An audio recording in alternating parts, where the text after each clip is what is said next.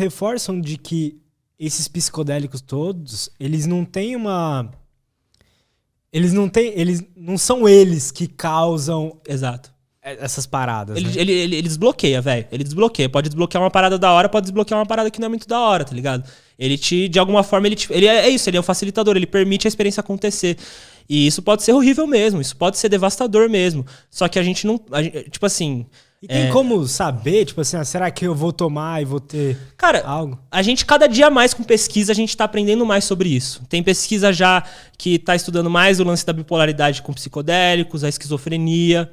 O problema é que, assim, a gente só vai saber se a gente pesquisar, tá ligado? Uhum. E a gente só vai saber se... Até pouco tempo atrás não tinha pesquisa mais psicodélica. Parou as pesquisas psicodélicas porque era proibido. Então agora tá voltando as coisas nas últimas 2 décadas, se eu não me engano. Então, assim, a gente precisa pesquisar mais essas substâncias, falar mais disso, porque elas são coisas muito...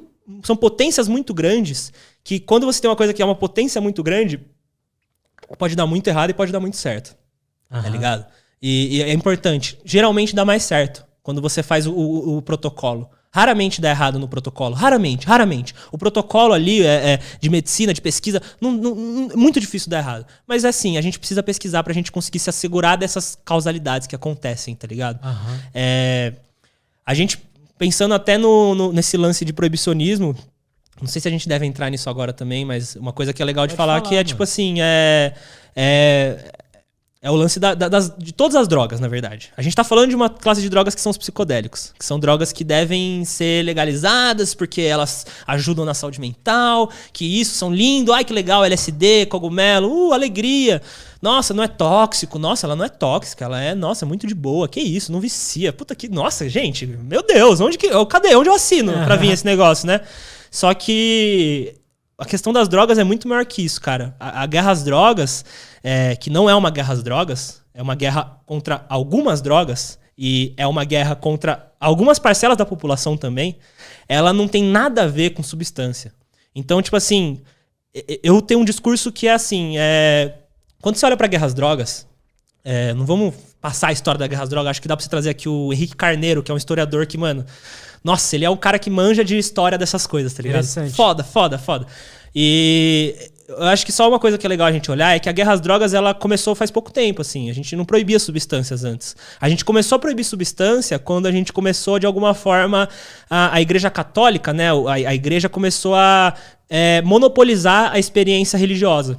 Então, a experiência religiosa, que a gente pode chamar de experiência psicodélica, a gente pode chamar de experiência no estado não ordinário da consciência, ela acabou sendo monopolizada pela Igreja Católica. Então, qualquer alterador de consciência que não fosse o álcool que eles usavam no vinho e tudo mais, era ruim, era do demônio, né? Saquei. Então, isso aconteceu quando os colonizadores chegaram nos Estados Unidos e viram a mescalina. Isso aconteceu quando eles viram o uso de cogumelos. Isso acontece sempre, assim. Sempre que eles chegam lá e veem uma droga, uma substância que não é, eles, opa...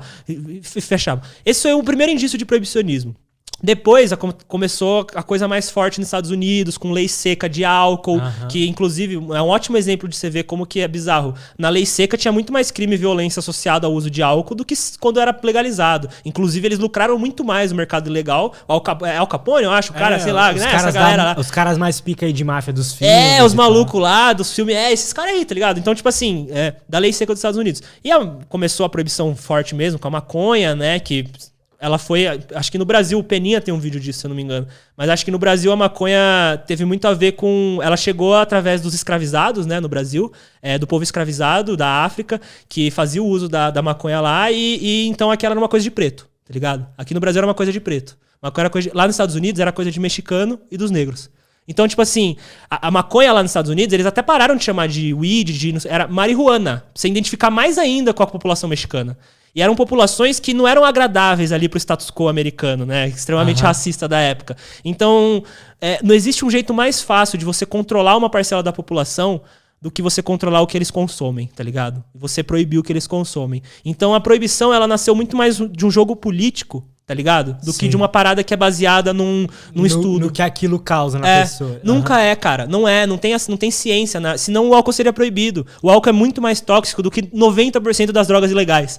Eu não tô nem falando só de psicodélicos, tô falando das drogas ilegais, de todas as drogas. O álcool é muito tóxico. Eu amo álcool, tô tomando uma brejinha aqui agora. É ótimo, tá ligado? Só que eu enxergo o álcool como uma droga. Tipo assim, eu nunca vou ser o cara que você vai chegar e falar, não, bebe aí, vira. Não vou virar, velho. Porque eu tô tomando uma droga, tá ligado? Tipo, eu sei a minha dose. Eu sei que é tanto de uísque, tanto de não sei o quê, tá ligado? Eu sei a minha dose certinha. Então, tipo assim, o proibicionismo, ele veio pra tentar controlar essas populações. Ele foi crescendo, né, e tudo mais. A gente chegou num lugar ali também, na década de 60, com os psicodélicos, onde a revolução psicodélica, né, que era a revolução dos hippies, né, que saíam nas ruas e, não, paz e amor, porra, que Vietnã o caralho, eu quero que se foda essa... A galera olhou e falou, mano, que esses filhos da puta estão contra a guerra do Vietnã, velho? A galera não quer se alistar, não quer... O que essa galera gosta? LSD. LSD é ruim. Então, assim, se você pega uma manchete da revista Times, que na época era a fudida Time, a revista Time, 10 anos antes da proibição do LSD, ela falava assim, substâncias psicodélicas, a nova fronteira da psiquiatria e da medicina, o futuro da saúde mental, olha aqui os cogumelos, como eles são incríveis. 10 anos depois, LSD. Seu filho vai nascer deformado, você vai... Era nesse nível, não tô exagerando, era nesse nível, assim. Era tipo assim, eles faziam estudos falsos, assim, de tipo... Eu lembro de um que era... Eu não lembro exatamente como que era, mas era tipo Nixon que encomendou, alguma coisa assim, que era um estudo que provava que maconha matava seu neurônio, né? Lembra dessa história? Se eu não me engano, esse estudo foi tipo assim, eles mataram um macaco asfixiado de fumaça de maconha. Tipo assim, o macaco... Foi alguma coisa assim, você entendeu? Tipo Só pra assim, conseguir fazer um título pra olhar, bom. pra matar o neurônio... Deu. Entendeu? Caralho! Isso acontece muito. Isso acontece quando eles vão fazer pesquisas de novos antidepressivos. Eles fazem a mesma pesquisa 10 vezes, porque as 9 primeiras... É tipo fazer um corte, né? É tipo fazer um corte, cara. Não, vamos fazer um corte aqui. É isso. Vamos fazer uma pesquisa. Puta, mas o antidepressivo só deu 10% de taxa de sucesso. Vamos fazer outra, vai, com outro grupo de pessoas. E aí vai fazendo, até dar os 30% ali. Isso acontece muito. Então, assim, o proibicionismo, ele veio... Ele sempre foi baseado em aspectos políticos, sociais e culturais. Sempre foi para pegar populações marginalizadas e deixar elas mais à margem. É muito fácil fazer isso. Estados Unidos, o sistema carcerário, ele é privado, né? Então, querendo ou não, de certa forma é lucrativo você ter presos lá, né?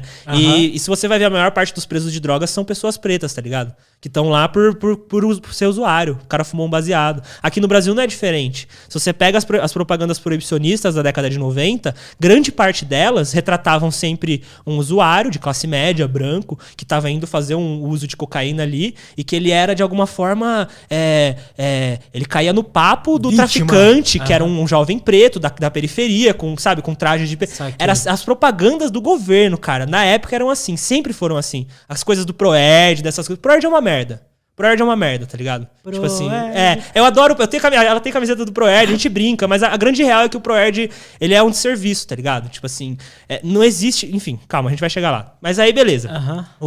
No Brasil, a gente vê também que se eu for pego, eu andando na Paulista, na Avenida Paulista, lá perto de casa, tá ligado? Menininho branco ali, com baseadinho na mão, eu não vou ser preso, tá ligado? Eu não vou ser preso. Se eu for um jovem negro na periferia, eu vou ser preso e vou levar um esculacho, tá ligado? Então, é real, assim. Essa é a realidade, tá ligado? Então, tipo assim, a gente vê que nunca foi uma pesquisa que fez ser proibida, nunca foi uma parada, sempre foi uma parada de política. Essa é a guerra às drogas. Essa é a guerra que a gente tem hoje. Uma guerra contra algumas drogas e contra algumas pessoas. Não são com as drogas mais perigosas, tá ligado? O problema é que a gente tá há 100 anos nisso e a gente não viu nenhuma diminuição no uso de drogas. Em nenhum país que adota essa política de proibição. Então, tipo assim, não tem diminuição no uso de drogas, só tem um aumento. As pessoas continuam usando drogas, é fácil fazer droga, é fácil você produzir uma droga, é fácil você vender uma droga. Então não tem. O proibicionismo, ele já se mostrou falho. A gente testou já esse modelo. A gente testou o modelo de proibir as drogas. Então, o crack, ele é uma droga devastadora, tá ligado? Pouca gente sabe, mas o crack e a cocaína são muito parecidos, tá ligado? O crack é uma cocaína fumada, assim, ele é uma outra forma de usar a cocaína, né? De um outro jeito de fazer e tudo mais, mas é crack cocaine, né? Que a galera chama. Só que o crack, ele é usado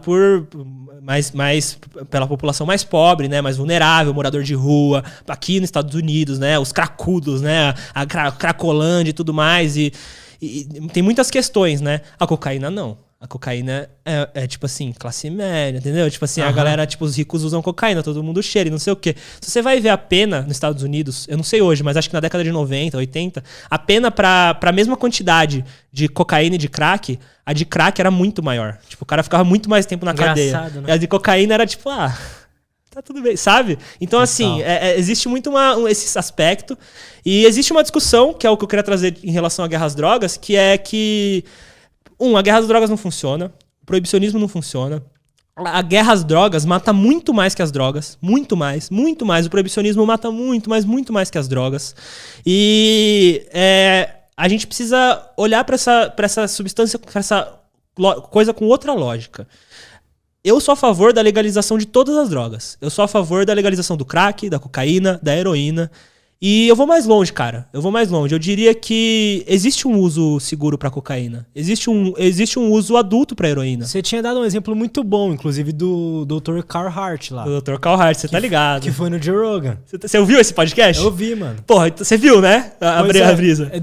Explica pra galera quem é esse cara e qual que é o trabalho dele, porque eu acho que tem tudo a ver com isso que você tá falando. falando. Velho. Não, assim, eu tô só falando isso porque eu conheço o trabalho dele, sabe? Eu leio as coisas dele, né? Acompanho o trabalho dele. O Dr. Carhart, ele hoje em dia ele não é mais, mas ele foi por muito tempo o chefe do departamento de psiquiatria da Universidade de Colômbia. Então, tipo assim, ele era a referência... Que é uma das maiores dos Estados Unidos. A terceira maior, alguma coisa assim. Então, ele era a referência de psiquiatria de uma das maiores universidades do mundo. Então, tipo assim, só pra falar que a gente não tá falando de um cara qualquer, não é um doidão. Não. Então, assim, o Dr. Carhart, ele tem uma visão dessa questão das drogas muito polêmica, explícita em relação a isso, né? Recentemente ele lançou um livro dele que eu ainda não consegui ler, que chama Drogas para Adultos. E, cara, basicamente o discurso dele é de que a gente consegue ter um uso de várias drogas que a gente demoniza sem viciar, assim. Primeiro que é uma falácia. Que se você fumar crack a primeira vez, você vai viciar. Nenhuma droga vai te viciar se você usar a primeira vez. Não existe isso. O vício, ele não é... A dependência química mesmo, ela não é puramente química. Ela é multifatorial. Ela sempre depende de muitos fatores. Então, se você tem uma vida balanceada, se você tem prazeres e tudo mais, e, enfim, uma vida equilibrada, você não vai cheirar pó ou fumar crack e você vai... Não, eu só quero fazer isso agora. Não existe isso, cara. Tem gente que já fumou crack várias vezes e não viciou. Exato. Tá ligado? Então, tipo assim, não é assim, sabe? Não é assim. Ela é muito multifatorial. Então, porra, eu não tenho propriedade de ficar falando sobre Cracolândia, daria um episódio inteiro, mas tipo, até você pegar craco, tá ligado? As pessoas que usam crack lá, você vai falar que, não, o cara ficou viciado em crack e foi pra rua. Não, cara, tem um contexto familiar ali, às vezes o cara já tava com muita coisa na rua e tudo mais, e não tem apoio familiar, então, a dependência química, eu aprendi isso com um psiquiatra chamado Arthur Xavier, que ele é referência em dependência química no Brasil. Ele fala que ela é multifatorial, cara. Como é o nome dele? Dartil Xavier. Dartil Xavier. Foda. Estudar ayahuasca, estudar ibogaína, ele é fudido. Então é bom a gente olhar a dependência dessa forma. E entender que também ela geralmente está atrelada com outros transtornos mentais. É muito fácil, não é difícil você encontrar pessoas que são dependentes químicas e têm uma depressão, têm uma ansiedade, têm um transtorno diferente. Então ela é complicada. Quando a gente fala dessas substâncias, a gente percebe que é muito mais fácil